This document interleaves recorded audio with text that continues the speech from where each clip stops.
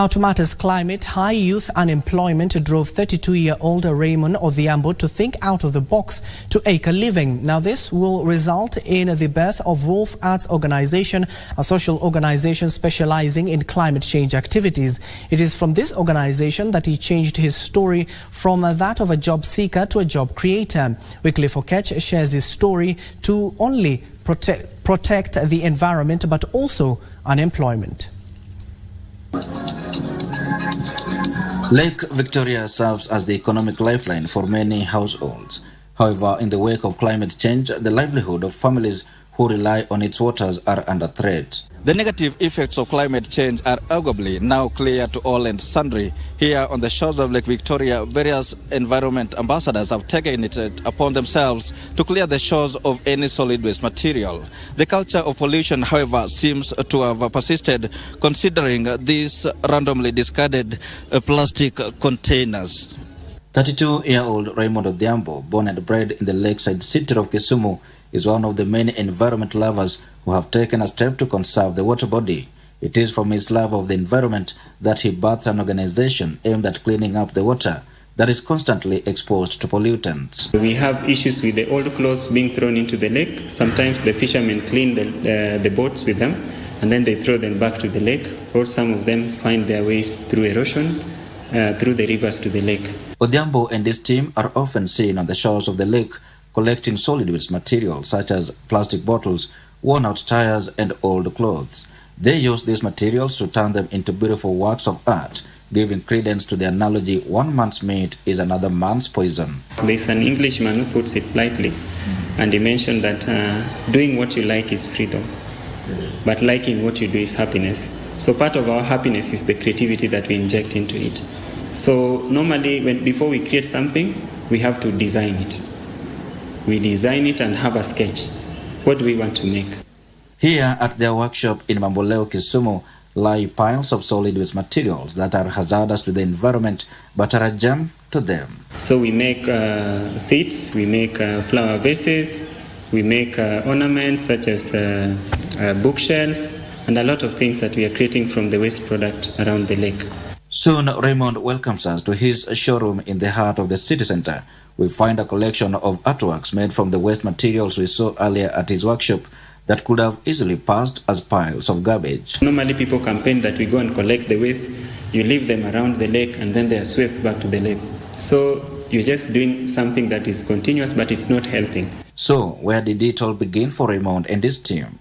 The population living around Lake Victoria depends on fish.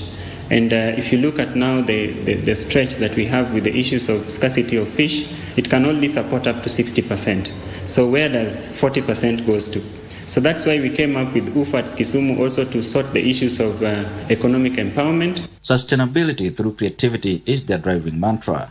This way, they are able to earn a living even as they partake in the climate change mitigation cause. UFATS have been helpful to women, mostly as me.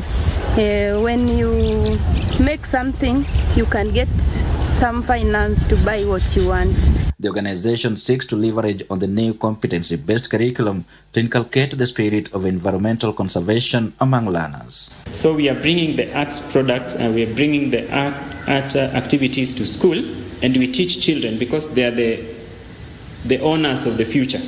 They have also leveraged on partnerships to build capacity. We are able to collaborate with the MSMEs from different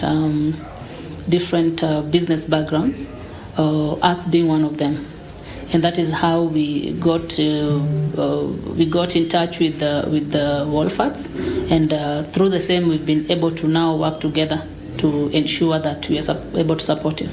We were able to go for industrial attachment in areas that we are specialized.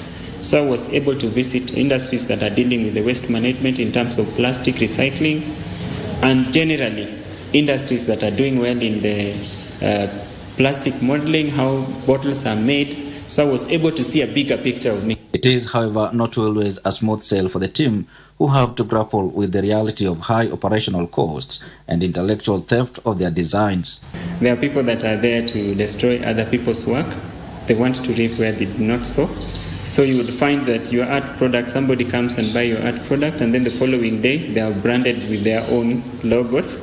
and they say they are the original producers of such. The initiative by Raymond and his team serves as a reminder to the youth to tap into their talent and change the narrative from one of employee to that of employer through innovation and creativity, as well as have a positive impact in protecting the environment. You can grow small bit by bit so that you ensure that you are not walking around with brown envelope everywhere, with a lot of dust, with a lot of sweating, looking for a job. If job find you, well and good. If it doesn't find you, be an employment creator. And they need to take it seriously. It shouldn't be because you are getting into this business because it is your second option. I lacked employment, then I went into this business. It needs to be targeted. You need to be very purposeful about this. For Channel 1, I am Wycliffe Okech.